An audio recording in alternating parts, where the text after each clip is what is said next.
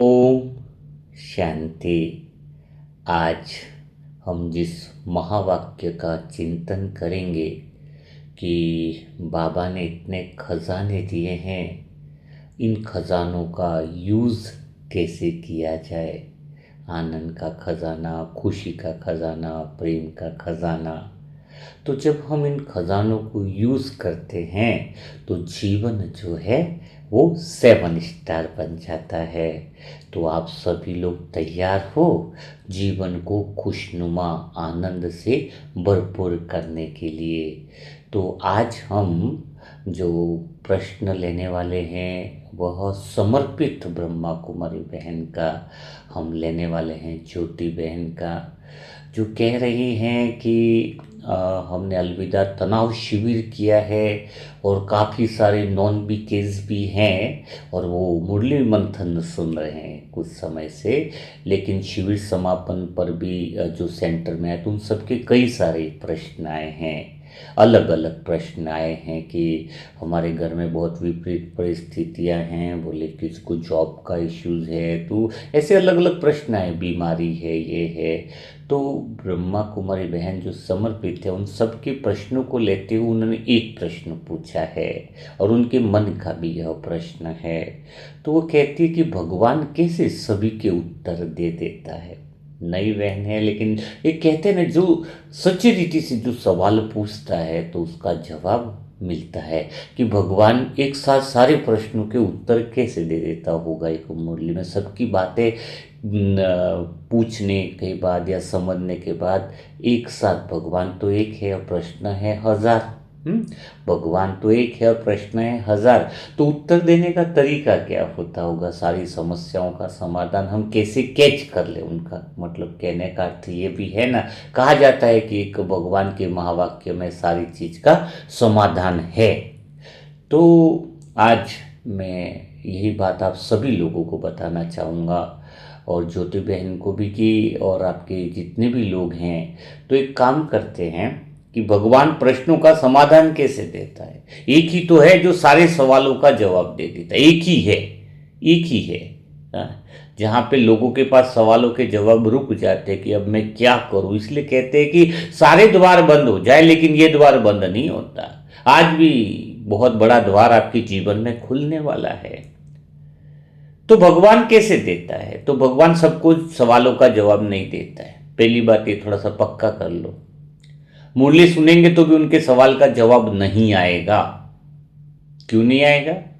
क्योंकि मुरली सुनने से पहले अगर उस आत्मा के जीवन का जो भी परिस्थिति चल रही है वह अगर अपना सवाल पूछती है और उस सवाल को ध्यान में रखते हुए वह सुनती है जो बाबा के महावाक्य है वो आत्मा, तो उसके सवाल का जवाब बिल्कुल मिल जाता है। पहले पता होना चाहिए कि मेरा ये सवाल है। डॉक्टर के पास जाए तो पेशेंट को पता है ना, थोड़ा सा मेरा ये दर्द है या बीमारी है तो मुझे पूछना है, तो वो समाधान मिल जाता है। तो प्रैक्टिकली ये है कि हम प्रैक्टिकली करते हैं आज से, अभी के लिए, आज के दिन के लिए, कि आप सभी लोग जो भी सुन रहे हैं, देखो होशपूर्ण सुनना है। तो आज भी अपना मुरली मंथन चल रहा है परमात्मा के द्वारा, उनके महावाक्यों के द्वारा। तो आप सभी लोग एक काम करो कि समस्याओं का समाधान कैसे मिलता है। तो आपके जीवन में ज्योति बहन जो भी सुन रहे होंगे अभी, जो शिविर वाले लोग हैं या जो भी है, तो उन सबको 1-2 मिनट का मैं टाइम देता हूँ कैसे बाबा जवाब देता है। सभी लोग अपनी समस्याएं लिख दें। समस्याओं की बात है, ज्ञान योग की बातें नहीं कर रहा हूँ मैं, क्योंकि प्रैक्टिकल समस्याओं का समाधान देते हैं भगवान। आप सभी अपने जीवन की सारी समस्याएं जो भी हैं, अगर किसको जॉब की परेशानी है, घर में बहुत लोग बीमार हैं उसकी प्रॉब्लम्स है, या कोई भी आपको रिश्तों में प्रॉब्लम्स है, उसका कुछ प्रॉब्लम्स है, एनीवन, कोई भी प्रॉब्लम्स आपके जीवन में है, ईमानदारी से देखो, होशपूर्ण सुनोगे और प्रश्न अगर है तुम्हारे जीवन में तो वो लिखो, आप लिख लो अपने अपनी डायरी में। वास्तव में जो समस्या है मैं उसकी बात कर रहा हूँ। ईमानदार, किसको शरीर की प्रॉब्लम्स है कि मेरे शरीर की बीमारी कैसे ठीक होगी या नहीं होगी, ये भी तो प्रश्न हो सकता है। ठीक होगी नहीं होगी, कोई भी प्रॉब्लम्स हो सकती है। हाँ, तो अब सारी जो प्रॉब्लम्स है वो आप अपनी अपनी लिख लो, पड़ोसी की दूसरे ने क्या लिखा है वो देखने की जरूरत नहीं। शिविर में लगभग 200 आत्माएं ये बता रहे हैं, और शायद अब 150-200 लोग अगर सुन रहे हैं, मुरली मंथन एक पूरा ऑडियो चलाया जा रहा है, तो अलग अलग का उनका कहने का मतलब है कि एक ही चीज में सारों का समाधान कैसे है। तो चलो अब शुरुआत करेंगे। ईमानदारी से होशपूर्ण जिसने प्रश्न लिखा है उसको समाधान मिलेगा, और जो लापरवाही है कि लिखा ही नहीं है, थोड़ा सुन लेंगे दूसरों का क्या है ये क्या है, तो उसको कॉमन जवाब मिलेगा। ये भी बताता हूं। पर्टिकुलर भगवान एक दिन बाद जो मुरली चलाता है, सारी आत्माओं की समस्याओं को सुनने के बाद वो मुरली धरती पर उतरती है। कुछ साधारण नहीं है, ये भगवान के महावाक्य हैं। एक दिन पहले जितनी आत्माओं ने जिस तरह की पुकार भगवान को करी होती है, उन सारी पुकारों का मिश्रण करके वो धरती पर 3 पेज की मुरली उतरती है, जो हर एक इंसान की समस्याओं का समाधान लेकर आती है। आप लेते कैसे हो वो डिपेंड आप पर करता है। तो चलो, आपने सारी समस्या लिख ली होगी, और मुरली के समाप्त होने पर प्रैक्टिकल में कमेंट बॉक्स में लिखना, झूठ नहीं लिखना। अपना तो सारा काम प्रैक्टिकल है ना, हम तो देखते हैं। बीमारी भी प्रैक्टिकल में ठीक हो, समस्याएं भी प्रैक्टिकल में ठीक हो, दर्द हो रहा है दिल में तो वो भी ठीक हो प्रैक्टिकल में। और कमेंट बॉक्स में लिखना कि मेरी जो समस्याएं थी, क्या उसका सवाल था या प्रश्न था, क्या मुझे उसका समाधान मिला या नहीं मिला। ठीक है, ओके, चलो शुरुआत करते हैं।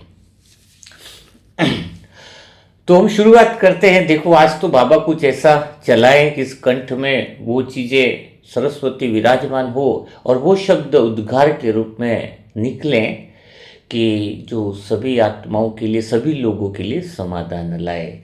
तो बाबा ने कहा कि खजाने खजाने बहुत दिए हैं, इनका यूज करना सीख लाए तो जीवन बदल जाए। तो खजाने में हम ले लेते हैं खुशियों का खजाना। हाँ, खुशियों का खजाना। तो खुशियों का खजाना यूज कैसे करेंगे? खुशियों का खजाना यूज करना है तो कई लोगों ने एक बात पक्की कर रखी है। हाँ, क्या बात पक्की कर रखी है? ये बात बहुत समझने वाली बात है। खुशी कब आती है? हाँ, खुशी कब आती है? आप खुश कब रहते हो? अच्छा, एक बात बताओ, मुस्कुराते हो तो खुश होते हो या खुश होते हो तो मुस्कुराते हो? पहला प्रश्न है, खुशियों के खजाने बात है। तो सभी लोगों ने एक सोच बना रहती है, क्या कि हम जब खुश होंगे तो मुस्कुराएंगे। अगर हमारे जीवन में कोई खुशी आ गई तो खुशी आई तो हम मुस्कुराएंगे। बताओ, ठीक है, यहां पर आप बहुत गलत फहमी में हो, अब रुके हुए हो।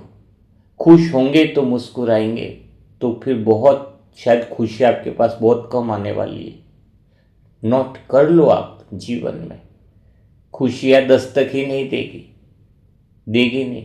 खुश होंगे तो मुस्कुराएंगे, तो बात खत्म हो गई। बात पहली बात पक्की कर लो, मुस्कुराओगे तो खुशी आएगी।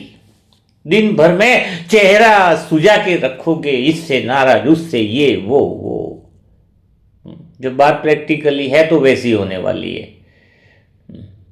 जो मुस्कुराना सीख लिया, खुशियां उसके घर पर दस्तक देती है। कोई परिस्थिति हो तो मुस्कुराना चालू कर दो।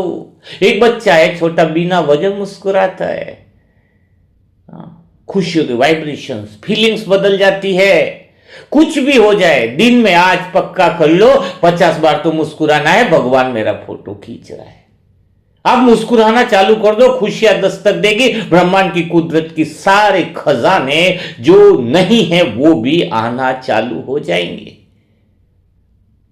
दुखी रहने की आदत पड़ गई है, सच बताओ तो। कोई तुम्हें संवेदना करे, कोई पूछे, अरे भाई तुम दुखी हो, तुम ही तो काम करते हो। सुनने की आदत हो गई है लोगों की कि कोई मुझे मेरी बातें सुने। अच्छा, तुम ही तो काम एक बच्चा होता है ना छोटा सा, वो अगर रास्ते में चल रहा है, अगर गिर गया ना तो रोएगा नहीं। अगर उसकी मम्मी भी चल रही है, अगर उसकी मम्मी ने उसको देखा नहीं तो रोएगा नहीं, खड़ा हो जाएगा और ऐसे चल लेगा। लेकिन पता चला कि मम्मी ने देख लिया तो जोर जोर से रोएगा कि वो उससे संभाले, प्यार करे, संवेदना चाहिए उसको। तो एक्चुअली में तुम्हें दुखी रहने की आदत पड़ गई है, सुनाने की आदत पड़ गई है। मैं तो क्या हूँ, थोड़ा ऐसा ही है ना, देखो सारी जिम्मेदारी है मुझे ही तो करना पड़ता है। अरे मुझे को, ताकि वो सामने वाला बोले हाँ वास्तव में तुम ही हो जो संभाले हुए हो, तुम ही हो जो करते हो, तुम ही हो। इससे क्या होता है, मेंटेलिटी तुम्हारी थक जाती है, अंदर से असर होता है। वो दो चार लाइनें बोले तुम सुनना ही चाहते हो। हाँ, वो तुम्हारे सर पर हाथ घुमाए, बोले हाँ वास्तव में तू ही है बस करने वाला, बस ये सुनना चाहते हो। दुखी रहने की आदत पड़ गई है, इस आदत से छुटकारा पाना पड़ेगा तुम्हें। तो पहला काम है, खुश रहते हो तो मुस्कुराते हो या मुस्कुराओगे तो खुशी आएगी। तो ये बात डायरी में नोट कर लो, अगर मैं मुस्कुराऊंगा तो खुशी दस्तक देगी, मेरी फीलिंग गुड रहेगी तो जीवन में आनंद आएगा। अगर तुम सोचो सब कुछ ठीक हो जाए फिर मैं मुस्कुराऊंगा, तो फिर तो कुछ होने वाला नहीं है। सब ये ठीक हो जाए तो मैं खुश होऊंगा, ये ठीक हो जाए तो मैं मुस्कुराऊंगा, वो ठीक हो जाएगा तो मुस्कुराऊंगा, वो ठीक हो जाएगा तो मुस्कुराऊंगा। यानी तुम तो ऑलरेडी दुख की फीलिंग में हो, और दुख की फीलिंग में तो आपको पता ही है क्या हो रहा है। दुख की फीलिंग में तो सुख नीचे चला जाता है, दुख ऊपर आ जाता है। तो पहली बात क्या पक्का कर लेना है, मैं मुस्कुराऊंगा तो खुशी आएंगी, खुश रहूंगा तो मुस्कुराऊंगा नहीं। आज दिन भर में 50 बार मुस्कुराना सीख लो, आदत बना लो इस 30 दिन में, डायरी में नोट कर लेना। तो पहली बात समझ में आएगी, खुशियां दस्तक देने का पहला रास्ता है। दूसरी बात, डर लगता है, डर लगता है। मैं आपसे पूछना चाहता हूं, तुम भागते हो तो डर लगता है या डरते हो तो भागते हो, ये बताओ। यह है मन का सत्य केंद्र, यहां पर ज्ञान बाबा समझ में दे। अगर तुम सत्य के केंद्र पर हो तो खजाने हैं, सत्य के केंद्र पर स्थिर नहीं हो तो फिर तुम हिल जाओगे। तो भागते हो तब तुम्हें डर लगता है, डर लगता है तो भागते हो। यहां पर समझो बात को, एक कुत्ता है पीछे दौड़ रहा है, तुम्हें डर लग रहा है इसलिए नहीं भाग रहे, तुम भाग रहे हो इसलिए डर रहे हो। तुम रुक गए, कुत्ता भी रुक जाता है। गली में देखा होगा रात को 7-8 बजे, तुम रुक गए तो कुत्ता भी रुक गया। तो तुम जब भागते हो समस्याओं से तो तुम्हें डर लगता है, तुम रुक जाते हो तो डर नहीं है। मन के सत्य केंद्र पर रुक गए, कोई भी परिस्थिति आए, कोई भी समस्या आए, डरना नहीं, भागते हो उस समस्या से, भागते हो। ये आए नहीं, ऐसा होना ही नहीं चाहिए, वैसा होना ही नहीं चाहिए, वैसा नहीं होना चाहिए, वैसा नहीं होना चाहिए। बताओ, तो क्या समझ में आया? जब तुम भागते हो तो डरते हो, तो सत्य केंद्र पर रुक जाओ। कितनी भी कोई समस्या है, मैं खड़ा हूं अपनी जगह पर, सब कुछ एवरीथिंग ओके। कोई समस्याएं तब बड़ी होती है जब आप छोटे हो जाते हो। समस्याएं को अगर तुमने गुड मॉर्निंग प्लीज कह दिया, वही मुस्कुरा दिया, हाँ मुस्कुरा दिया तुमने, बात खत्म। खुशियां दस्तक देगी, समस्याएं भी सब बदल जाएंगी। तो दूसरी बात है, भागोगे तो डरोगे, रुकना सीख लोगे तो डरना बंद कर दोगे। कोई भी विघ्न आए, कितना भी बड़ा आने दो ना, समस्याएं आने दो, मैं भागूंगा नहीं, वर्तमान से हटूंगा नहीं, न भूतकाल में जाऊंगा न भविष्य में जाऊंगा, मैं खड़ा हूं। हाँ मैं खड़ा हूँ भगवान के साथ, मैं खड़ा हूँ, मेरे साथ भगवान खड़ा है, और भगवान की इच्छा है, भगवान बार बार मुझे कह रहा है कि तू खड़ा रह जा, सारथी तो मैं हूँ ही, तू रथ पे खड़ा हो जा बस। तू खड़ा है तो जीत तेरी पक्की है, विजय रतन का क्या है, वरदान प्राप्त है। तो दूसरी बात, डायरी में नोट करते जाना, डायरी में नोट कर दीजिए, भगवान के महावाक्य हैं जहाँ पर हर बात का समाधान आपको मिल जाएगा, जो समस्या लेकर बैठे हो। दूसरी बात आपको समझ में आ गई होगी प्रैक्टिकली। तीसरी बात बहुत गहरी है जो हमें समझनी चाहिए, बहुत ज़बरदस्त बात है। भगवान ने कहा खुशियों का खजाना, आनंद का खजाना, प्रेम का खजाना, तो खजाना कब मिलता है? अगर कोई नक्शा भी मिला है, कुछ मिला है कि वहां पर खजाना है, पता चला कि दिल्ली में उस जगह पर खजाना है जहां पे खजाना मिलने वाला है, सारी चीज मिल गई तुम्हें, तो तुरंत तो खजाना नहीं मिलेगा, दिल्ली जाना पड़ेगा, वहां पर जाके घर में जाके खोदना पड़ेगा, जो भी एड्रेस बताए वहां पे 4-5 मजदूर भी लगाने पड़ेंगे। हाँ, खजाना तो है, लेकिन उसके बाद फिर वो खजाना तुम्हें मिलेगा। तुम बोलो इसी सेकंड मिल जाए, नहीं, तुम्हें तो नक्शा मिला है खजाने का, नक्शा मिला है ना तुम्हें तो खजाने का, जाना तो पड़ेगा, पहुंचना तो पड़ेगा, अभी के अभी तो नहीं मिलेगा खजाना। तो एक बात पक्की हो जाए, परमात्मा कहता है आनंद का खजाना, सुख का खजाना, प्रेम का खजाना। अब तुम्हें चाहिए सुख, वो भी चाहिए अतीन्द्रिय सुख। सुख चाहिए, और सुख कब चाहिए? सुबह सुना भगवान के महावाक्य, 1 घंटे के बाद सुख चालू हो जाए। थोड़ा सा प्रैक्टिकली समझो बात को। तुरंत 1 घंटे बाद खजाना मिल जाए, यही तो चाहते हो। तो सुख का खजाना, ठीक है, हम अतीन्द्रिय सुख की बात नहीं कर रहे, सुख दुख से पार वाले सुख की तो बात ही नहीं कर रहे अभी। पहले तो मन को जो चाहिए उसकी बात कर रहे। तो सुख चाहिए आपको, सुख का खजाना, आज बाबा ने खजाने दिए, तो मैं सुख के खजाने की बातचीत करना चाहता हूं। तो चलो, आप सभी लोग रेडी हो ना, सुख का खजाना चाहिए। तो पहली कंडीशन है, टाइम लगेगा। टाइम क्यों लगेगा? उस खजाने तक पहुंचने के लिए। अब आप बोलोगे कि कब मिलेगा फिर सुख का खजाना? दिल्ली का तो पता है कि इतने महीनों में जाएंगे, इतनी समय जाएंगे, इतनी जगह ये करेंगे तो पता चलेगा। बताओ। हाँ, तो यहां पर सुख का खजाना 100% मिलेगा 3 महीने में। लिख लो डायरी में, 3 महीने में सुख ही सुख है। लेकिन 3 महीने चलना कैसे? हो सकता है 3 महीने से कम समय लगे, पर मैक्सिमम 3 महीने से ज्यादा नहीं लगेगा। बिल्कुल प्रैक्टिकली है ये, 3 महीने से ज्यादा नहीं लगेगा। जो भी आसपास के दुख चल रहे हैं, जो भी आसपास की परिस्थितियां चल रही है, अब सुख का खजाना बाबा वर्षा दे रहा है।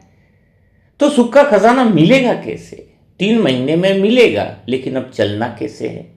तो पहली बात, अगर आप तुम सोच लो कि आज मैंने सुन लिया, आज मेरे को समझ लिया, आज सुख का खजाना मिल गया, आज मेरी सारी परिस्थितियां ठीक हो गई, घर वालों को बोला, बच्चे का जॉब का ठीक हो गया, पता चला ये बीमार है, ये ठीक हो गया, अच्छा पैसे की प्रॉब्लम है, 10 लाख का कर्जा है, समाधान हो गया। नहीं होगा अभी। गलत फहमी में क्यों नहीं होगा? सुख का खजाना तो मिल गया, विधि तो अपनानी पड़ेगी। 3 महीने भी बाद में, 3 महीने के अंदर भी सुख का खजाना मिलेगा, लेकिन वो प्रॉपर विधि तुम्हें अपनानी पड़ेगी। और वो विधि क्या है? कैसे लूं बाप के सुख के खजाना का अधिकारी, कैसे बनूं? देखे तो सही लायक है कि नहीं। तो सुख है अभी, तो सुख का खजाना हमें चाहिए। हमने डिसीजन ले लिया कि मेरा जीवन, मेरा घर स्वर्ग बन जाए, मेरे आसपास की परिस्थितियां बदल जाए, मैं सब कुछ ठीक हो जाऊं। कैसे होगा इसको? तो एक बात समझना होगा, खुशी के खजाने के लिए कर्मों की गति को समझना होगा। जो कर्मों की गति को समझ लेगा, हाँ, लेकिन खजाना 3 महीने बाद, 3 महीने में मिलेगा, लेकिन अनुभव अभी से होना चालू हो जाएगा। तुम्हें पता चल जाएगा कि मिलना ही है, ये बात बहुत पक्की है। मिलेगा 3 महीने में, कंफ्यूजन में नहीं रहोगे कि 3 महीने में मिलेगा या नहीं मिलेगा। वो कंफ्यूजन तो आज दूर हो जाएगा। हाँ, क्या? क्योंकि अंदर बात चल रही है, 3 महीने में भी नहीं मिला तो क्या होगा? लफड़ा हो जाएगा भारी। हाँ, नहीं नहीं, अनुभव तो, विश्वास तो आज हो जाएगा तुम्हें कि 3 महीने में मिलने वाला है। चलो, ये बात हो गई ना पक्की, तो तैयार हो ना समझने के लिए। सुख का खजाना मिल जाएगा तुम्हें आनंद से। लॉटरी लग गई आज तो खुशियां है, आनंद। मुस्कुराओ, मुस्कुराने के लिए सोचो, मुस्कुराओगे तो खुशी आएगी। मुस्कुराओगे तो खुशी आएगी। मुझे भी मुस्कुराना बड़ा मजा लगता है, आनंद है। तो 3 महीने का टाइम क्यों है, क्या है समझो। आज सूरज उगा होगा, ठीक है, सूर्य उदय हुआ होगा। सूर्य के साथ एक चीज और उदय हुई है, जिसको कहते हैं तुम्हारे पिछले कर्मों के पाप और पुण्य का उदय भी हुआ है सूर्य के साथ। हाँ, सूर्य के साथ क्या उदय हुआ है? सूर्य ही उदय नहीं हुआ, उगता हुआ सूरज ही नहीं हुआ है सुबह। तुम्हारे पाप और पुण्य कर्म जो तुमने किए हुए पिछले टाइम में, भूतकाल में, हाँ, वो कर्मों का उदय भी हुआ है। तुम्हारे पास। सोचो जरा। अब तुम चाह रहे हो सुख का खजाना, कुछ भी चाह रहे हो अभी बदलना, पर वो जो कर्मों का उदय हुआ है, पाप और पुण्य कर्म का तुम्हारे जीवन में जो सूर्य उदय हुआ है, वो तो पिछले संचित कर्मों का। और तुम आज वो पुण्य और पाप कर्म का उदय हुआ है, आज तुम्हें कोई दुख देने वाला है, आज तुम्हें कोई गाली देने वाला है, आज तुम्हारे 25,000 का नुकसान हो रहा है, तुम्हारा खर्चा है, शरीर में बीमारी बढ़ रही है, नस में दर्द है, हाथ में दर्द है, पेट में दर्द है। वो क्या है? वो तो भाई पिछले टाइम का जो तुमने कर्म बोए हैं उसका उदय तो होना ही है, सूर्य तो उदय होना ही है। आज तो तुम्हारे जीवन में पाप और पुण्य कर्म का जो उदय हो रहा है वो पिछले संचित कर्मों का हो रहा है। इसका आज की बात पे कोई फर्क नहीं पड़ रहा है। आज तुम बढ़िया से सुन रहे हो, बढ़िया से समझ रहे हो, इसका तो कोई फर्क पड़ेगा नहीं। अब अगर आज वो, चलो आज ज्यादा ही पाप कर्मों का उदय हुआ है, सामने वाले बिना काम का चिल्ला रहा है, शरीर की बीमारी चले, तो उसको हम कैसे ठीक करें? बताओ, संभव है ठीक करना? क्यों झूठ बोले, क्यों गलत फहमी में आपको रखा, क्यों लगातार सुनना होता? नहीं बदलेगा, नहीं बदलेगा ना। आज अगर जो उदय हुआ है, अगर आज बदलना है तो पिछले टाइम में जाना पड़ेगा, पिछले टाइम में जो कर्म बोए हैं उसको ठीक करना पड़ेगा। वो क्या संभव है? बैक में जाने का कोई सिस्टम है कि चलो भाई तुमने पिछले टाइम में थोड़े से पाप कर्म किए हैं, जाकर के रिवर्स जाए, आपके पास रिवर्स जाते हैं, बैक में जाते हैं और वहां से वो कर्म ठीक कर देते हैं? क्या चांस है? क्या आप बताओ, अपने आप से पूछो। अपने आप से। जो ये क्या शिविर भी लगा रहे होंगे जो आत्माएं सुन रहे हैं, बहुत बधाई हो कि आप यहाँ पर आए हो, लेकिन यहाँ पर तो परमात्मा का ज्ञान है, सत्य का ज्ञान है, मिलावटी नहीं है ना। सच्ची भगवान जो बोलता है खजाने, लेकिन विधि भी देता है। तो आप सोचोगे कि आज मैंने बढ़िया सा मुरली मंत्र सुन लिया, 1 घंटा योग कर लिया, 2 घंटा, और घर पे जाकर के बहुत बढ़िया योग कर लिया, मजा आ गया, आज तो 3 घंटा योग किया, और घर पे जाके सास ने चिल्ला लिया, खाना नहीं बनाना, बस सेंटर में ही बैठे रहना है और कुछ। अभी ये तेरी भक्ति की उम्र है क्या? बताओ, सारा योग ढीला हो गया। क्यों ढीला हो गया? क्योंकि वो जो सासू चिल्लाई है वो आज तूने योग किया करके नहीं चिल्लाई, उसके तुम्हारे पिछले टाइम में जो तुमने बीज बो रखे हैं उसके कर्म आ गए। वो तो सूर्य उग चुका, वो तो उगना ही था, चाहे तुम 8 घंटा योग कर लो, सासू का जो चिल्लाना वो तो चिल्लाना ही है। बताओ, 4 घंटा योग किया, शाम को पता पड़ा 6 बजे बहुत दांत में दर्द है। आप सोचोगे अरे मैंने 6 घंटा योग किया, मेरे दांत में दर्द क्यों हुआ? अरे वो दांत में दर्द तो पिछले कर्मों का आज के दिन में जो सीन आने वाले हैं उसका उदय हुआ, और वो पिछले जो तुमने कर्म किए हैं वो तो बदले जा नहीं सकते, बैक में तो तुम जा नहीं सकते, कोई रिवर्स जाने का तो कोई चांस है नहीं। समझ रहे बात को? तो अब क्या करना होगा? आज कुछ ऐसा किया जाए जो अगले 1 महीने में, 2 महीने में, 3 महीने में जो रिजल्ट आएगा वो आज मुझे बोना होगा। 100% आज तुम अगर सही कर लोगे तो तुम्हारे 3 महीने में पुण्य कर्म का उदय हो जाएगा। बात समझ में आई? आज जो सीन आएंगे, कहते हैं ना ड्रामा बदलता नहीं, उसका अर्थ क्या है? ड्रामा फिक्स है, उसका अर्थ क्या है? वो सीन आना फिक्स है, उसका अर्थ क्या है? ड्रामा नहीं बदल सकता, इसका अर्थ क्या है?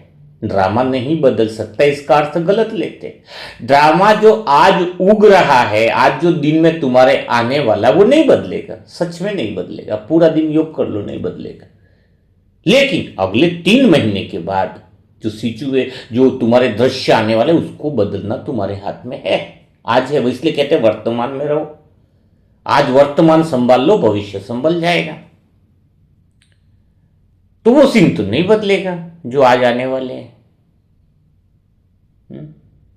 लेकिन आज फिर गलतियां करी तो 3 महीने के बाद भी फिर तुम्हें और भुगतने के लिए तैयार हो जाओ। लिख लो, आज प्रैक्टिकल करो ना, लिखो डायरी में। 3 महीने बाद तुम्हारा जीवन, अगर तुम सेवन स्टार जीवन जीना चाहते हो, सरल सहज स्वस्थ सुंदर सफल सार्थक जीवन समृद्ध का जीवन जीना चाहते हो, जीवन में तन से खुश रहो, मन से खुश रहो, समृद्धि रहे, धन की समस्या नहीं रहे, शरीर की समस्या नहीं रहे, सेवन स्टार लाइफ जीना चाहते हो तो काम आज करना पड़ेगा। बीज तो आज रोपे जा सकते हैं ना जमीन में। आप भविष्य में बोलो कि मैं वो गया सपने में वहां जाके बीज बोऊंगा परसों इस तारीख को, तो परसों का बीज तो आज ही बोए जाएंगे।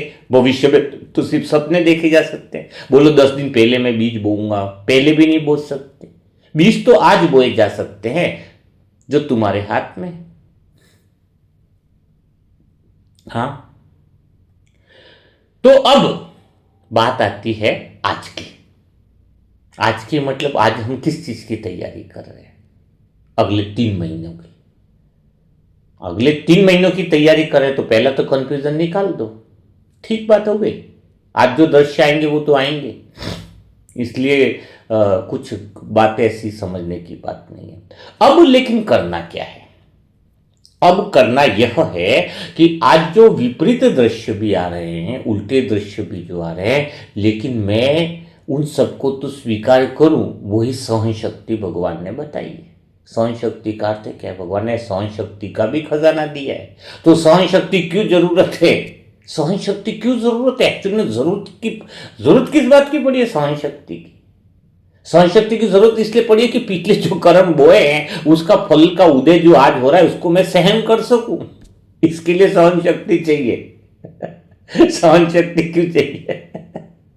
देखो, ये मुस्कुराते भी रहो आप लोग बीच बीच में अंदर से। हाँ, मुस्कुराओगे तो खुशी आएगी, इसलिए सहन शक्ति चाहिए। हाँ, परमात्मा पहले तो दिव्य मंगल योजना अनुसार, हाँ, दिव्य अनुभव के अनुसार आपका मंगल हो, दिव्य योजना के अनुसार आज पूरे दिन में दृश्यों को आप संभाल पाओ। हाँ, संभाल पाओ। जब हमें पता है ना कि दृश्य हम नहीं बदल पा रहेंगे तो हम तैयार तो रहते हैं ना, नहीं तो हम इसमें लगे रहते हैं कि आज 3 घंटा सुबह योग करूँ, दोपहर के सीन बदल दो। उसमें वो गलत फहमी माइंड सेट तो निकाल दे कम से कम। हाँ, वो माइंड सेट तो निकाल दें। दोपहर में परीक्षा है, ओहो IAS RS की भगवान को याद करके गए कि मैं तो IAS में कलेक्टर बन जाऊँ। कहाँ से बन जाओगे? 3 महीने पहले तो कोई कर्म किए ही नहीं है तुमने। ऐसे 1 मिनट भगवान को याद किया और तुम्हारा सारा पेपर राइट हो गया। देखो, जो गलत फहमी है वो तो गलत फहमी है। गलत फहमी तो गलत फहमी ही है। हाँ, दिशा मिल जाएगी। दिशा तो मिल जाएगी। तो फिर बात यहां पर आ जाती है कि वर्तमान में हम क्या करें जो हमारे जीवन में वो सुख आनंद के खजाने कम से कम 3 महीने बाद तो प्रकट हो जाए। ठीक है, तो यहां पर एक बात आपको समझनी होगी, बहुत सुंदर तरीके से समझनी होगी। पुण्य कर्म का उदय कैसे होता है? उस गणित को जिसने समझ लिया उसका जीवन बदल गया। आप कोई भी घटना का जिस तरीके का अनुभव करते हो, अगर तुम अनुकूल यानी उस चीज के उल्टा अनुभव करते हो, परिस्थिति में बैड फीलिंग का अनुभव करते हो, तो समझ लेना पाप कर्म का उदय हो गया। मतलब पाप कर्म चालू हो गए तुम्हारे जीवन में। पाप कर्म आने वाले अगले 3 महीने में, आप लिख लेना। ठीक है, और उसी परिस्थितियों में अगर हमने बिना प्रतिक्रिया के अच्छा अनुभव किया, बिना प्रतिक्रिया दिए गुड फीलिंग का अगर हमने अनुभव किया, तो हमारे जीवन के अंदर पुण्य कर्म उदय हो जाते हैं। तो ये राज पहली बार समझ में। पुण्य कर्म कब चालू हो जाएंगे? मैंने अपने जीवन में प्रैक्टिकल किया, बहुत बड़ा आनंद हुआ। जैसे मेरी कुछ कर्मों के हिसाब किताब होंगे, परिस्थितियां विपरीत है, वो तो सीन तो आना ही है, आना ही था, आना ही है। लेकिन उन परिस्थितियों में आप प्रतिक्रिया क्या देते हो? देखो, प्रतिक्रिया देना हमारे हाथ में। स्व स्थिति क्यों बोला गया? बाबा स्व स्थिति क्यों सिखाता है इस मुरलियों के महावाक्य में कि आपकी स्व स्थिति क्या? देखो, परिस्थिति का तो वो पराई है, तो पराई है वो हमारे बस में क्या होगी? जो पराई चीज है वो हमारे हाथ में क्या होगी? नाम ही है पराई स्थिति। तो हमारे हाथ में क्या होगी, लेकिन उस परिस्थिति में हम कैसा रिएक्ट करते हैं वो हमारे हाथ में है। हम कैसे लेते हैं, स्वस्थिति तो हमारे हाथ में है कि उस परिस्थिति में हम अनुभव कैसे करते हैं। बताओ, एक कोई सेशन चल रहा है, ठंड लग रही है, किसने बोला गर्मी लग रही है, थोड़ी सी एसी चालू करो, एसी चालू कर। अब एसी में कोई कोई बोल रहा है किसी को कि ठंड लग रही है, एक बोल रहा है थोड़ा सा गर्मी है तो एसी चालू कर भाई, दो को कम ठंड, तीन को ज्यादा, तो परिस्थिति तो एक ही ऐसी, लेकिन फिर किसको कम ठंड, किसको ज्यादा, किसको क्या। किसी एक व्यक्ति ने, एक टीचर ने 10 लड़कों पर चिल्ला दिया क्लास में। 10 लड़कों की स्थिति अलग अलग है, कोई ज्यादा बुरा मान गया, कोई कम माना, एक ने तो बिल्कुल माना ही नहीं, टीचर है बोलता ही रहता है। बताओ, सिचुएशन, परिस्थिति एक हो है, लेकिन अनुभव तो सबके अलग अलग है ना, स्वस्थिति तो अलग अलग है ना, स्वस्थिति तो अलग अलग है सबकी। तो जो स्वस्थिति यानी जिसका स्व अनुभव हर परिस्थिति में, हर प्रतिक्रिया, बिना प्रतिक्रिया के रह गया। सासू चिल्लाई लेकिन उसने प्रतिक्रिया नहीं दी, क्योंकि सासू का चिल्लाना एक परिस्थिति है। मेरा अनुभव उस समय क्या रहता है, अगर मैं अनुकूल रहता है मेरा अनुभव, मतलब उस आत्मा के प्रति भी विरोध नहीं, न किसी चीज के प्रति विरोध है, और मेरा अनुभव बहुत सुंदर रहता है, तो समझने वाली बात यह है कि मेरे पुण्य कर्म का उदय उसी समय से चालू हो गया। क्योंकि आप कह रहे हैं ना फिर 3 महीने में क्या होने वाला है। अब दिन में 10 सिचुएशन है, क्योंकि सिचुएशन आना पिछले टाइम के कर्मों का परिणाम है। आज मैं क्या रिएक्ट करूंगा उस सिचुएशन में वो हमारा, क्योंकि परिस्थितियां दुख नहीं देती, क्योंकि आज मजबूत बनाने के लिए आपको सिखा रहा हूं, परिस्थितियां दुख नहीं दे रही है। परिस्थितियों में आपका अनुभव कैसा है वो इंपॉर्टेंट है। आपकी पत्नी कैसी है वो इंपॉर्टेंट थोड़ी है, आप अपने पत्नी को कैसे अनुभव कर रहे हो यह इंपॉर्टेंट है। एक संत का बताया ना कि वो सत्य घटना है, वो जब भी प्रवचन देता कुछ करता और बस उसकी पत्नी बीच में बहुत चिल्ला लेती, कुछ काम नहीं, पहले घर का काम निपटा फिर प्रवचन दो, पानी भी नहीं भरा, ये भी नहीं भरा। गोपाल दास संत का प्रैक्टिकल कहानी है ना उसकी, फिर प्रवचन देता, कई बार बीच में कपड़े भी नहीं सूखा, इतने लोगों के बीच में आकर के बोल देती। अब वो क्या सोचे संत, सबीर बोला कि आप ये बताओ क्या है ये तुम्हारे पाप कर्मों का फल है कि पुण्य कर्मों का फल है। संत से पूछा, ऐसी पत्नी मिली है जो हर बार बीच में भी डिस्टर्ब करती है, जरा आप शांत रहते हो, मस्ती से मुस्कुराते, तो वो क्या कहता है कि ऐसी पत्नी मिलना मेरे जीवन में पुण्य कर्म का उदय है, क्योंकि वो ऐसी पत्नी मिली जो मुझे बार बार डिस्टर्ब करती है, बार बार घर में भी बहुत तंग करती है। इसी वजह से मैं सुबह निकल आता था, मंदिर में आकर बैठ जाता था और कोशिश ये करता था कि रात को वो सो जाए तो मैं पहुंचूं। ऐसी भी स्थिति आई है इतनी वो, तो इस वजह से मैं मंदिर में बैठकर ये शास्त्र और इसके श्लोकों का अर्थ निकाल पाया हूं और आपको सही समझ दे पा रहा हूं। यह तो मेरे पुण्य कर्म का उदय है। तो आप क्या सोचते हो, आप हमेशा लेते कैसे हो परिस्थितियों को? वो परिस्थितियां कोई इंपॉर्टेंट है ही नहीं ना, परिस्थितियां दुख देती नहीं। तुम्हारा अनुभव देखो, यहां पर एक बहुत बड़ी चीज है, परिस्थितियां अनुकूल है या प्रतिकूल है उससे तुम्हारे कर्म का उदय नहीं होगा। देखो यहां पर बात समझना, परिस्थितियां अनुकूल है या प्रतिकूल है इससे कोई फर्क नहीं है, तुम उसमें अनुभव क्या करते हो उससे कर्मों का उदय होगा,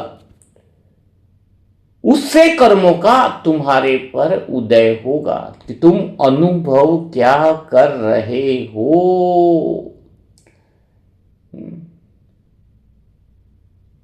अनुभव के ऊपर डिपेंड करता है कि क्या अनुभव कर रहे हैं। कोई भी सिचुएशन है, एनीवन, आपको वो अनुभव में अगर रहे, तुम अच्छे अनुभव, प्रतिक्रिया में तुम सावधान रह गए, अनुभव तुम्हारा जैसा है वो परिस्थितियों पर निर्भर नहीं, कैसी भी परिस्थितियां हो, अगर हमारा अनुभव जो है वो सुंदर है तो समझ लेना पुण्य कर्म का उदय हो गया। अगर अभी क्यों नहीं हो रहा, किसी की 6-6 साल से परिस्थितियां क्यों नहीं बदल रही है बताओ। घर में कोई बीमार है, घर में पैसों की परेशानी है, लेकिन उस समय वो आज भी तो दुख का ही अनुभव कर रहा है ना वो। अरे मेरे तो पैसा आता ही नहीं, मेरे तो पैसा ठीक हो आता ही नहीं है, मैं तो गरीब के गरीब ही रहता हूँ, कितनी सारी मेहनत करता हूँ, पैसा आता ही नहीं, आता ही नहीं, आता ही नहीं। बताओ वो अनुभव कौन सा कर रहा है। अगर आपके जीवन में परिस्थितियां लगातार चल रही है, क्योंकि आप अनुभव भी, वो जो परिस्थिति आई वो तो पिछले कर्म का परिणाम है, वो दृश्य तो आया, लेकिन आपका रिएक्शन कैसा है, आपका रिएक्शन कैसा है। आप बैड फीलिंग में हो, आपका अनुभव से ही कर्मों का उदय है। अब आप अनुभव क्या कर रहे हो, मेरे पास तो धन आता ही नहीं, परेशानी है, तकलीफें बहुत है, ये है वो है। अरे धन नहीं आता है तो क्या हुआ, धन का आपके ऊपर अनुभव आप कैसे लेते हो। अरे ठीक है, इट्स ओके, कोई दिक्कत नहीं है, सब ठीक हो जाएगा, अभी ये है, भविष्य में ठीक हो जाएगा, कोई दिक्कत नहीं है। तो परिस्थिति में आपका अनुभव क्या होना चाहिए। अब मैं कैसे लेता हूं अनुभव को, जिससे मेरे जीवन में बहुत बड़ा परिवर्तन आया। और ईमानदारी से आपको कह भी देता हूं मैं आपको, मुझे अंदर से बहुत, ये अहंकार के लिए नहीं बता रहा हूं मैं आपको, शायद मेरे अंदर क्या चलता है इसकी वजह से आपको पता चले, शायद आप उसका फायदा उठा पाओ। मैं अंदर में हर चीज में, मेरा जो अनुभव है बहुत सुंदर रहता है हर परिस्थिति में। मुझे पता है कि मेरे अच्छे अनुभव से मेरे पुण्य कर्म का उदय होगा, मेरे जीवन में श्रेष्ठता आएगी, मेरे जीवन में बहुत बढ़िया रहेगा, तो मैं क्यों लूं अनुभव। स्टेज पे 3 लोग को खड़ा कर दो, 4 लोग को। अभी 500 लोगों का हमारा फंक्शन हुआ, 400-500 का शिविर था, 1 जनों का। मैंने शिविर में 3 लोगों को खड़ा किया, 3 लोगों को खड़ा किया, तीनों को एक एक थप्पड़ मारी गाल पर। तीनों का सिचुएशन एक पर, अनुभव अलग अलग हुआ। तीनों को बताया भाई क्या हुआ, पहले को बोला थोड़ा दर्द हुआ स्टेज में, हाँ थोड़ा दर्द हुआ और थोड़ा सा अपमान भी लगा, इतने के बीच में आपने थप्पड़ मारी, हल्की मारी, क्योंकि वहां पे सिखाया जाए। दूसरा वाला क्या बोलता है, हाँ दूसरा वाला बोलता है कि नहीं, मुझे तो बहुत अच्छा लगा कि मेरे पुण्य कर्म का मुझे तो उदय करना था, और इतने लोगों के बीच में आपने मुझे बुलाया है और कुछ नई चीज सिखाई है, ये थप्पड़ तो मेरे जीवन को बदल दिया। इतने लोगों के बीच में मेरी पहचान हुई और मैं एक स्व अनुभव में हूं। तो सिचुएशन एक है, रिएक्शन अलग अलग है, रिएक्शन अलग अलग है, और जैसा आपका रिएक्शन है वैसे आपके कर्मों का उदय हो रहा है। एक फंक्शन था, बैठे थे सभी, ब्रह्मा कुमारी बहन थी, एक बहन है, तो खाना खा रहे सब बैठे आराम से, बहन के ऊपर कॉकरोच गिर गया साड़ी पे। दूसरी बहन ने बोला कि कॉकरोच है, वो ऐसी चिल्लाई पूछो मत, कॉकरोच डर देखो, कॉकरोच है, वो कॉकरोच दूसरी बहन पे जाके गिर। दूसरी बहन तो उससे ज्यादा डरपोक, सामने नाश्ते की प्लेट थी ना, वो भी ऐसी उछली कि वो प्लेट भी उछल के गिर गई। वो कॉकरोच जो है वो भाई की अपने कुर्ते पजामा पहनते जेब पे आगे बैठ गया। तो भाई ने क्या किया, रुमाल लिया आराम से और कॉकरोच को पकड़ा और धीरे से छोड़ दिया। कॉकरोच तो एक ही था। पहली बहन चिल्ला रही है, दूसरी बहन ने तो प्लेट ही उछल गई कॉकरोच से, जैसे कि उसको कॉकरोच। कॉकरोच भी सोच रहा होगा ये कौन से योगी भाई बहन बैठे तीनों अलग, मैं तो किसी का बुरा भी नहीं कर रहा हूं। हाँ, सिचुएशन तो एक है, अनुभव अलग अलग है, अनुभव अलग अलग है। तो उन सिचुएशंस में अगर आपका अनुभव, आपका प्रतिक्रिया देने का जो तरीका है वो सुंदर हो जाए तो जीवन बदल जाता है। और मेरी प्रतिक्रिया एक रहती है, प्रतिक्रिया मेरी एक रहती है, और भगवान स्वयं जो महावाक्य को समझ लेता है उसके खजाने बढ़ जाते हैं, जो 3 बिंदु को लगाता है। क्यों बोलता है 3 बातों को, क्यों बोलता है बीती बातों को बिंदु लगाओ, क्यों बोलता है, और जो अभी बीत गया उसको बिंदु लगाने के लिए क्यों बोलता है, हाँ? क्यों बोलता है बीती बातों को बिंदु लगाने के लिए? क्योंकि जो आज दृश्य है वो मेरे हाथ में है ही नहीं ना, ड्रामा के सीन। तो जो आएगा उसको मैं डॉट लगा दूं तो ज्यादा बेहतर है। तो डॉट लगाने का मेरे पास तो एक ही तरीका है, एक ही तरीका है। क्या बोलता हूं मैं? पैसे का नुकसान हो गया तो ये तो होना ही था। क्या बोलता हूं? ये तो होना ही था। क्यों हुआ, कैसे हुआ, कोई मतलब ही नहीं है, कोई सीन ही नहीं है ना। दो ने मेरी बात नहीं सुनी, ये तो होना ही था। कोई चिल्ला के गया, तो क्यों चिल्ला के गया नहीं जाता है मेरा मन, क्योंकि मुझे पता है मेरे पिछले टाइम के कर्मों का उदय हुआ है और आज तो सीन के लिए मुझे तैयार है ना। यही तो भगवान सिखा रहा है सुबह से। तुम बोलो, तुम प्रश्नों में उलझ जाते हो और पाप कर्म तुम बढ़ा देते हो, और पाप कर्म तुम बढ़ा देते हो। पूरे दिन तैयार तुम ये उम्मीद करके बैठते हो। यहां पर सबसे बड़ी बात है, आज का दिन, आज सारी परिस्थितियां मेरे अनुकूल हो जाए, ये नहीं है। परिस्थिति अनुकूल हो या प्रतिकूल हो, तैयार इस बात के लिए रहना है कि मेरा अनुभव सबसे बेस्ट रहने वाला है पूरा दिन। बोल दिया सास ने, सब्जी खराब बनी, अंदर एक ही बात, ये तो होना ही था। क्या बोलोगे? ये नहीं, सब्जी इतनी अच्छी बनाई, इतने प्यार से बनाई, आधा घंटा भगवान की याद में पकाई। अरे तुमने आज पकाई, लेकिन तुम्हारे कर्म तो पहले ही पक चुके, उसका क्या करोगे? सब्जी तो आज पकी है, मान लिया तुमने, आज पकाई है तुमने, देख लिया हमने, लेकिन तुम्हारे 3 महीने के पहले वाले कर्म और पिछले टाइम के कर्मों के जो तुमने बीज बोए, उसका क्या? उसको क्या भूल जाए? क्या नियम बदल दे? नियम बदल दे तो बताओ। हाँ, नियम तो बदला नहीं जा सकता, तो नियम तो बदला जा नहीं सकता। तो सुबह उठ करके जब हम ये सोचते हैं या कोई घटना आती है, कुछ होता है, तो हमें एक ही बात बोलनी है। मैं तो यही बोलता हूं जो जीवन में मेरी सुंदर घड़ी रहती है। और जब आप बोलते हो कि ये तो होना ही था और आप अच्छी फीलिंग में रहते हो, तो इस बात की भी गारंटी है कि अगले 3 महीने के बाद से आपके जीवन में जो आज जो बो रहे हो, कि पिछला असर कम होता जा रहा है ना, तुम्हारा पिछला असर कम होता जा रहा है और हमारे जीवन में बदलाव आता है।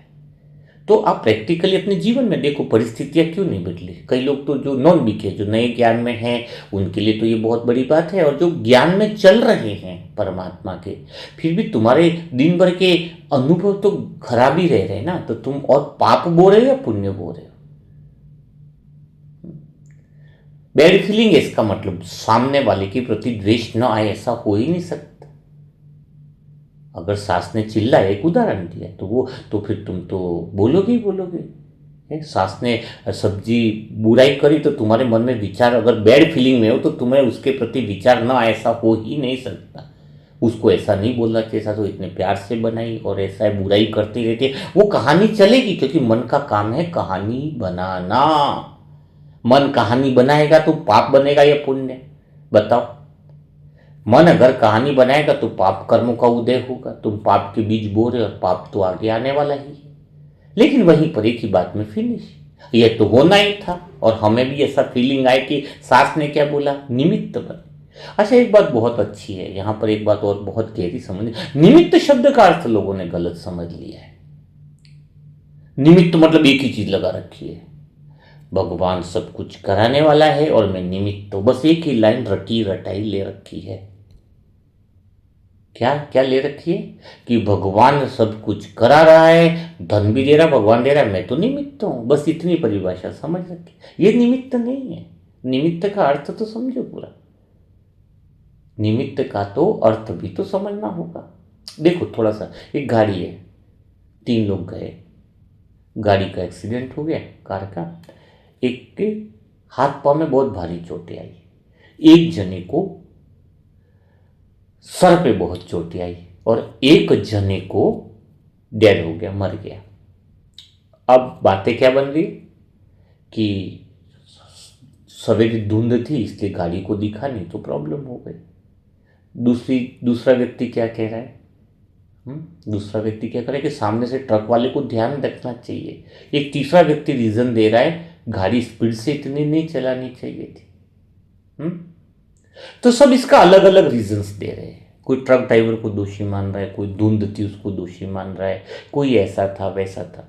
तो पहले तो ये बताओ कि तीनों पर तो सेम असर आना चाहिए था, तीनों पर तो अलग अलग असर है। एक की तो हड्डी टूट गई, एक की सर पे चोट आई और एक मर ही गया। तो बात यहां पर समझनी है कि यह तो होना ही था, लेकिन हम होना ही था पर नहीं समझते। हम किसी न किसी को निमित्त, किसी न किसी को दोषी ठहराते हैं, किसी न किसी पर ठीकरा फोड़ने के लिए तैयार रहते हैं। इसकी वजह से हुआ, बस वो है ना, जो बोझ पत्थर का किस पे मारना है, किस पे वो कहते हैं ना ठीकरा फोड़ना है, कि कौन जिम्मेदार है, उसको ढूंढते हैं। हर कहानी में मन एक ही काम करता है कि किसके ऊपर ये बम फोड़ू। घर में हुआ, कोई सीढ़ी से गिर गया तो किसके ऊपर बम फोड़ू, कि किसने तेल रखा सीढ़ी पर। ये नहीं सोचते कि सीढ़ी पर तेल रखा ना, तुम ही क्यों उतरे, दूसरा भी तो उतर सकता था। वहां पे रॉन्ग ट्रक आई तो तब तुम ही सामने क्यों गए, दूसरा भी तो सामने जा सकता था। बताओ बताओ। तो जरूरत क्या है, जरूरी क्या है, हम किसी न किसी को सामने खड़ा कर देते हैं जिम्मेवारी का, उसको उसके ऊपर दोष थोपने के लिए। लेकिन हकीकत क्या है, वो सब निमित्त बने। ये है निमित्त भाव का अर्थ। ट्रक भी निमित्त ही बनी है, उनको ऊपर जाना था, पहुंच गए। एक को सर फूटना था क्योंकि कर्म का हिसाब किताब था, एक को हड्डियां टूटनी थी, उसका भी हिसाब किताब था। हम कहानी बनाते हैं, इसकी गलती थी इसलिए उसने ऐसा बोला, उसकी गलती थी इसलिए इसने इसको भड़काया ना इसलिए उसने मेरे खिलाफ बोला। अरे इसने उसको नहीं भड़काया ना, उसने उसको बोला। तेरे ही कर्म है जो उदय होना था, तुमने ही ऐसे बीज बोए थे जो उदय था। उसने उसको भड़काया तो तेरे बारे में ही क्यों भड़काया? संसार में तो 600 करोड़ लोग हैं, उनके बारे में तो नहीं भड़काया, तेरे बारे में ही क्यों भड़काया?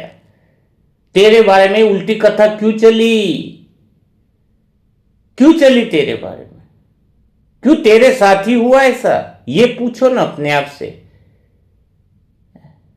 वो मेरे को ही क्यों चिल्ला रहा है इतने लोगों के बीच में? मेरे ही कर्मों का उदय है जो आज के दिन में सीन आने वाले हैं। और एक ही बात, ये तो होना ही था, तो बात खत्म। वो चिल्लाता नहीं, ऐसा नहीं होता, काश में पार्टी में ही नहीं जाती, ये सब नहीं है, वो तो होना ही था। अरे 10 के बीच में चिल्ला रहे तो पहचान तो बन रही है कि मुझे लोग जाने में मेरे पे चिल्लाई थी। दीदी बहुत मजा आया था, शिविर लगाया था, मैं भूल गया वो दृश्य, वो क्या बोले, वो 7 दिन के कोर्स वाले जो थे ना, वो भूल गया था लाना। ये सब चीजें लाया, मेन चीज वो ही नहीं लाया मैं, प्रदर्शनी के फोटो ही नहीं लगाया। बताओ, सबके बीच में ऐसा धनाधन दीदी ने चिल्लाया। बहुत लोग तो, मैं तब तो नया गया था सेक्टर, तो मुझे यही था कि कम से कम सब लोग मेरे को जान लिया इस बार ने कि भाई कौन है, क्योंकि बातें तो चली ना, अच्छा ये भाई नया है, अच्छा ये है, तो कम से कम पहचान मिली ना, सबके बीच में चिल्लाया, तो कितनी खुशी की बात है, आनंद की बात है। और मैं मुस्कुराना चालू, बोले अब क्या बोलेंगे, तो फिर धीरे धीरे मैं मुस्कुराया तो सब मुस्कुराने लग गए, माहौल ही बदल गया। क्योंकि क्या है, सबके बीच में चिल्लाया तो अपनी पहचान तो ही, अपनी बात तो चली कम से कम। हाँ, खुशी की बात है।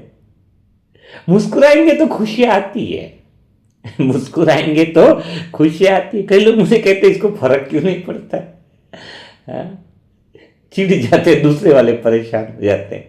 अब मैं क्या करूं, मुझे तो एक आदत सी पड़ गई, लोगों को दुख लेने की आदत पड़ गई है ना, ये ऐसा वो वैसा, वो वैसा वो वैसा। हमें खुश रहने की आदत सी हो गई। क्योंकि पूरे दिन की फिक्र इसलिए नहीं है, क्योंकि भगवान हमें तैयारी कराता है, पूरे दिन के लिए तैयारी कराता है कि आपको कैसे रहना है, आपको कैसे रहना है, पूरा दिन कैसे रहना है, वही तो तैयारी करवा रहा है। तुम पड़े हो परिस्थितियां बदल जाए पूरे दिन में, इसके पीछे पड़े हो तुम। परिस्थितियां कोई मतलब नहीं है, परिस्थिति कोई दुख देती नहीं है। आप उस परिस्थिति में कैसा अनुभव में रहते हो, वह चीज डिपेंड करती है, वह चीज डिपेंड करती है। परिस्थिति के बीच में डिपेंड कैसे रहते। एक 25 लाख की गाड़ी ले आया एक बेटा घर में, तो बेटा बहुत खुश, सभी लोग खुश, उनको लग रहा है कि बहुत खुशी है, बहुत आनंद है। और घर में पिताजी बैठे हैं, तो वो उनकी सोच क्या चल रही है, ये क्या 5 ही जन बैठे ऐसी गाड़ी ले, थोड़े ज़्यादा लोग बैठे तो होनी चाहिए। एक जन की घर में चल रही, काय को लोन लेकर के लाया, इतना कर्जा कौन भरेगा बिना काम का। है? पति खुश हो रहा है, पत्नी खुश है, पापा की सोच अलग चल रही है, घर में जो एक है भाई और उनकी सोच अलग है, तो परिस्थिति एक है, गाड़ी आई वो एक है, लेकिन उस परिस्थिति में अनुभव सब लोग अलग अलग कर रहे हैं। तो जो जैसा अनुभव कर रहा है उस परिस्थिति में, उसके अनुसार उसके कर्मों का उदय होगा।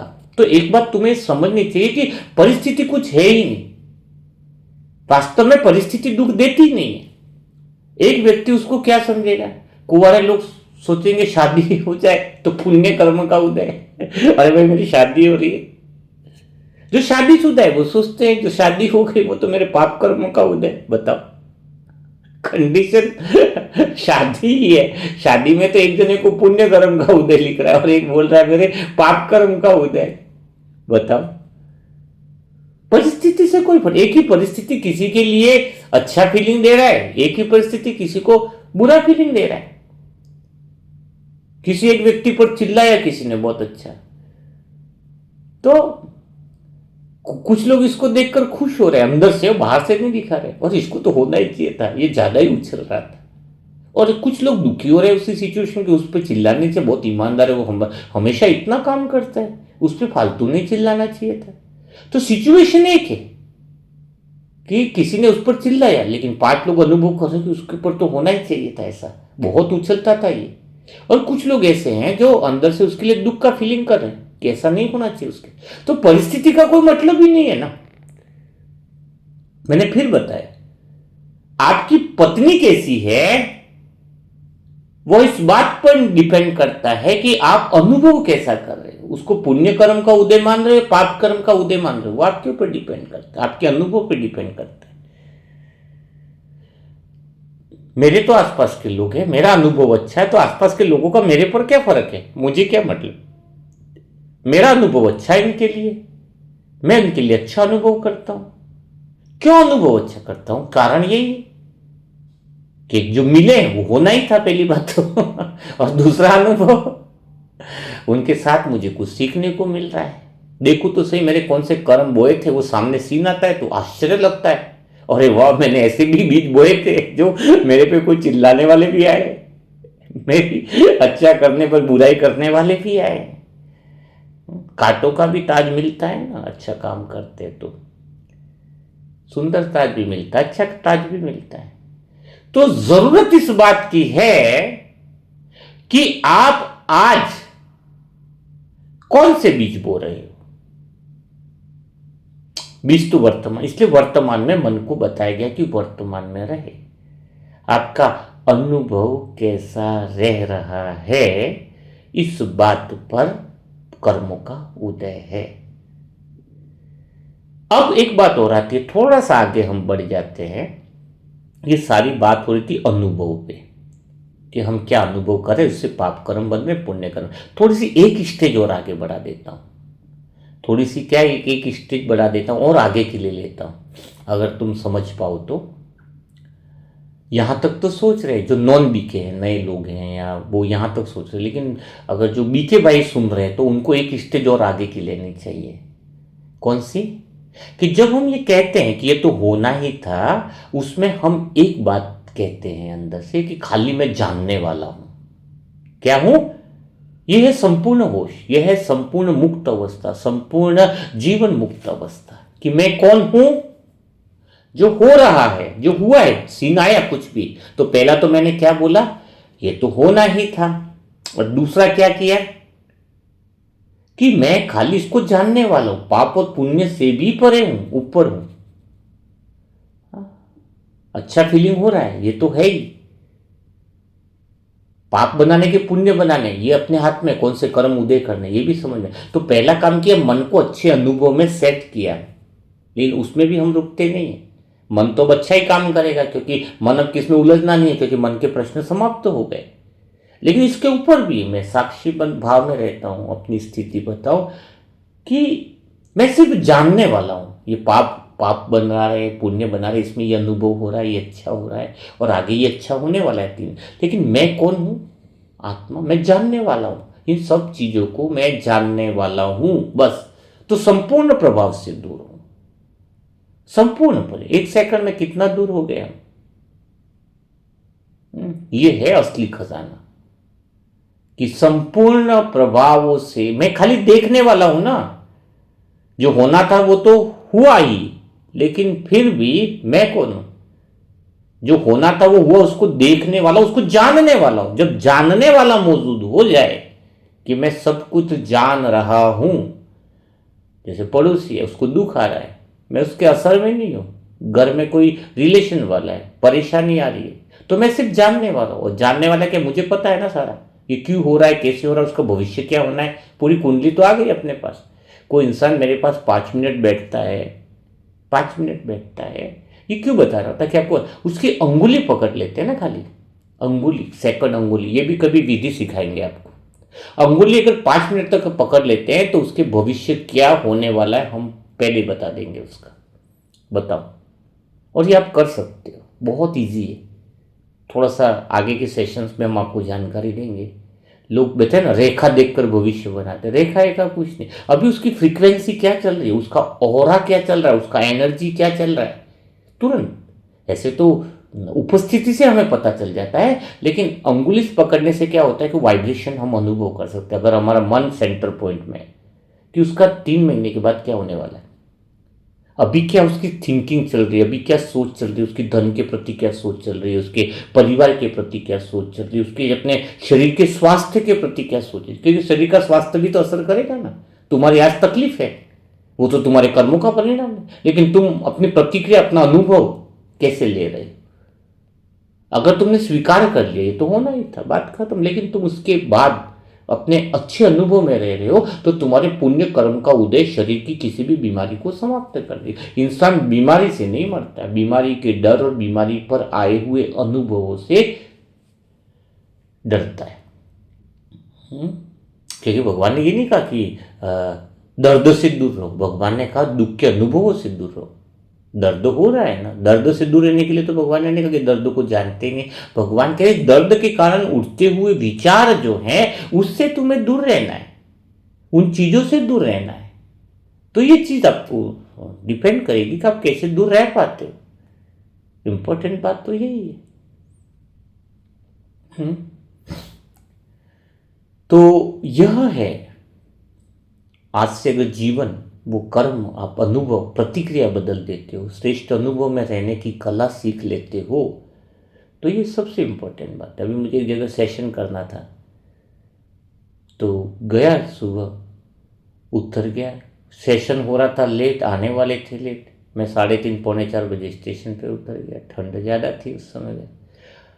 तो अब क्या था, आए वो 6 बजे।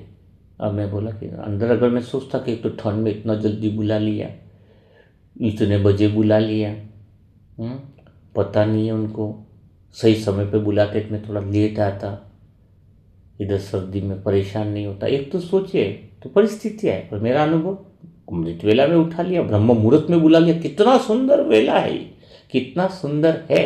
ये अपने अनुभव पर डिपेंड करता है कि आप कैसा अनुभव। हम तो गर्मी को भी ऐसे लेते हैं कि थोड़ी गर्मी हो रही थी, शक्तिवर्धक है, मेरे शरीर की शक्ति को बढ़ा रही है। रास्ते में जा रहे अगर पसीना आ रहा है तो बहुत आनंद आता है, विटामिन डी मिल रहा है, सब कुछ मिल रहा है। ये गर्मी मेरे शरीर की शक्ति को बढ़ाने वाली है। बताओ कौन से कर्म का उदय हमारा हो जाएगा। प्रकृति में गर्मी भी तो आज लग रही है, वो तो हमारे कर्मों का ही परिणाम है। हमने तो प्रकृति का वायुमंडल बिगाड़ा है, हम ही तो जिम्मेदार है। कहीं ना कहीं छोटे रूप में इस संसार में कहीं अशांति फैल रही है ना। भले तुम सोचो कि अमेरिका ईरान में युद्ध हो रहा है, लेकिन तुम्हारे कारण युद्ध हो रहा है वहां पर, क्योंकि तुमने वायुमंडल में अशांति और वाइब्रेशन फैलाए हैं। वो कर्म हमने बोए, इसी का परिणाम हो रहा है ना। खाली हमारे जीवन में जो दृश्य आ रहे उसी के लिए हम निर्भर नहीं है।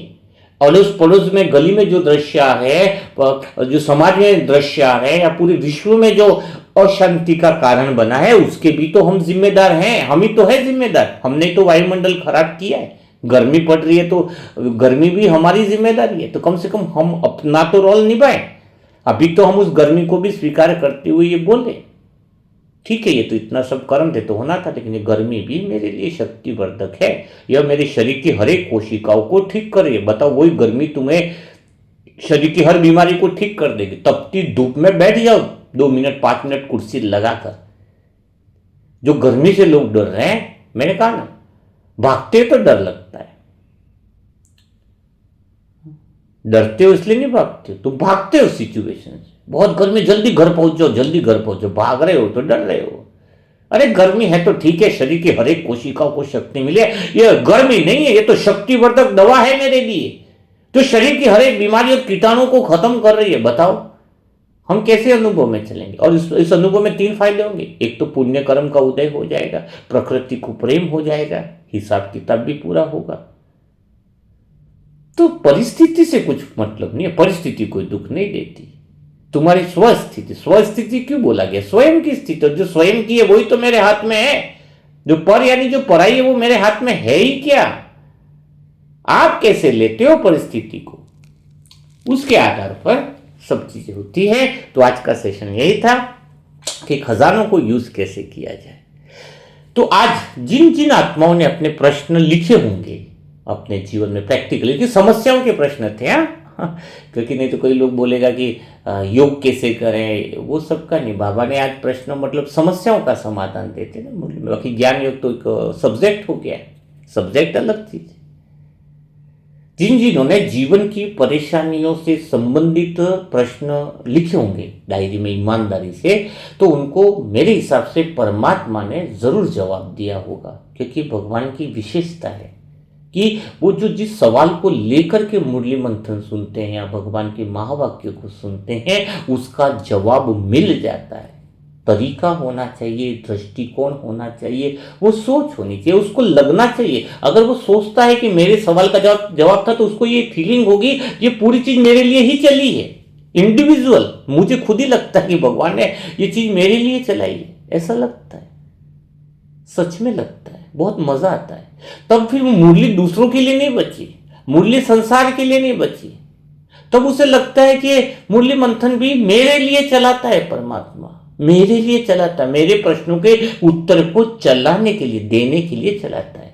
तो आज आप कमेंट बॉक्स में ईमानदारी से लिखिएगा कि आपको क्या, अपने सवाल में जो समस्या थी जीवन की, अगर वो समस्याएं लिखी है या परिस्थितियां लिखी है, जो भी कुछ चल रहा है उसका समाधान क्या आपको मिला? और सच बताओ तो जो सवाल पूछते उसके अलावा भी बहुत चीजें, जो तुम्हारे एक सवाल पूछते तो बहुत सारी ऐसी चीजें रहती जो सवाल याद नहीं थे, वो भी भगवान तुम्हें याद दिलाता और उसका भी जवाब देता है। इतनी है भगवान की ताकत। भगवान तुम्हें सिखाता है कि पूरी चीज होने के बाद तुम्हारा सही सवाल क्या होना चाहिए था, वो भी भगवान सिखाता है, ताकि तुम आगे नेक्स्ट टाइम में सही सवाल पूछ सको, है ना। तो चलो कमेंट बॉक्स में जरूर लिखिएगा। तो आज बाबा ने यही कहा था, खुशियों के खजाने वाली बात है, और इसी को हम डिटेल्स वीडियो में भी समझाएंगे। बुक्स भी इसकी आप पढ़ सकते हो, नई बुक्स भी निकलेंगी, और डिटेल में वीडियो जो है वो इन अपनी आत्मा की यात्रा ऐप है, वो ऐप निःशुल्क है, उसका लिंक डिस्क्रिप्शन बॉक्स और कमेंट बॉक्स में दिया हुआ, वो जरूर डाउनलोड कर दे, क्योंकि जल्दी 8-10 दिन के बाद वह ऐप चालू होने वाली है। अब ऐप तो चालू ही है ना, लेकिन उसके अंदर वीडियो सेक्शन चालू हुआ है, जहां पर सभी लोगों के प्रश्न उत्तर प्रैक्टिकली में, और जो सेशन में शामिल होकर के जो कमिटमेंट करते हैं, हम 3 महीना हम पुण्य कर्मों का उदय करेंगे, उस पर हमारा अटेंशन रहेगा, तो वो जरूर इसमें शामिल रहेंगे। ताकि हम क्या चाहते हैं, ज्ञान सुनना सुनाना बहुत हो गया, धारणा और प्रैक्टिकल जीवन बहुत कम रह गया है, और प्रैक्टिकल जीवन में हम अप्लाई नहीं करेंगे तो लोगों की मदद कैसे कर पाएंगे? तो ये लोगों तक अधिक से अधिक वीडियो को शेयर करो। और एक बात और है, फिर से संकेत दे रहा हूँ कि वीडियो के लिए ऐप बनाई गई है, जिसमें निःशुल्क फिर से वीडियो डालेंगे, और आपको तो पता है निःशुल्क वीडियो अगर डालेंगे तो उसके लिए पैसा तो लगेगा, डेवलपर को देना ही होगा। 7 से 10 दिन का और टाइम है, कुछ तो पहुंचा दिया गया है। तो जो आत्माएं सच्चे आज पुण्य कर्म का उदय करना चाहते हैं, तो वो जरूर इसमें सहयोगी बने। यह सिर्फ मनसा परिवार के लिए, आत्माओं के लिए जो निरंतर मुरली मंथन सुनते हैं, वही सहयोगी बन सकते हैं, है ना। उसके लिए मोबाइल नंबर है 7202921969 पर। आज जिस भाव से, अच्छे अनुभव से सहयोगी बनोगे, तो उसके पुण्य कर्म का उदय थोड़े टाइम बाद होता है। ये बात देखो, ये समझ की बात है, सिखा रहा हूं, लेकिन तुम्हारा भविष्य सुरक्षित हो जाता है। ये बात है। लेकिन ये एक ऐसे कर्म है जो जीवन के साथ भी और जीवन के बाद भी, LIC कहता है ना, जीवन के साथ भी जीवन के बाद भी। ये संपूर्ण 84 जन्म की, पूरे जन्म जन्मांतर की वो है। तो ऐसा नहीं कि बहुत बड़ा सहयोग भी करें, थोड़ा थोड़ा भी सहयोग करेंगे तो हम उसको पे कर सकेंगे, है ना। तो ये बहुत ज़रूरी भी है। और उसको जैसे कर देंगे तो 7-10 दिन में जो वो रिलीज़ हो जाएगा और आप वो सारी वीडियोस देख पाओगे जो, हाँ, और अधिक से अधिक लोगों को निःशुल्क रूप में अवेलेबल होने से सब लोगों तक फ्री में पहुंचा सकेंगे, हैं? तो कल फिर हम मुलाकात करेंगे ऐसे दिल छू जाने वाले नए मुरली मंथन और नए सेशन के साथ साथ। तब तक के लिए सभी मेरे प्यारे दिल के करीब रहने वाली वो पुरुषार्थी आत्मा जो बदलने के लिए तैयार है, वो पुरुषार्थी आत्मा जो पुण्य कर्म का उदय करने के लिए तैयार है, उन सारी आत्माओं को दिल से नमन। ओम शांति।